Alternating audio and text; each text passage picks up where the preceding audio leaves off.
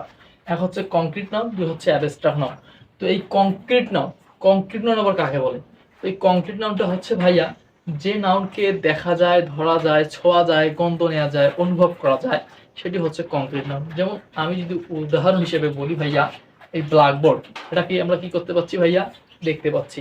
দুই হচ্ছে কি পেন, এটাকে আমরা কি করতে পারছি?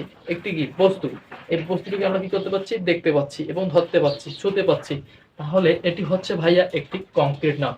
এই কংক্রিট নাউনকে আবার চার ভাগে ভাগ করা যায়। এক হচ্ছে প্রপার নাউন, দুই হচ্ছে কমন নাউন, তিন হচ্ছে কালেকটিভ নাউন এবং চার হচ্ছে ম্যাটেরিয়াল নাউন। কিন্তু আরেকটি মজার বিষয় হচ্ছে যে ভাইয়া এই কংক্রিট নাউন যে চার প্রকার রয়েছে, এই অ্যাবস্ট্রাক্ট নাউনও কিন্তু কংক্রিট নাউনের অন্তর্গত। তো এখন কথা হচ্ছে যে ভাইয়া অ্যাবস্ট্রাক্ট নাউনটা কি? অ্যাবস্ট্রাক্ট নাউনটা হচ্ছে ভাইয়া যে নাউনকে দেখা যায় না, ধরা যায় না, ছোঁয়া যায় না, গন্ধ নেওয়া যায় না, তাকে কি বলে? অ্যাবস্ট্রাক্ট নাউন বলে।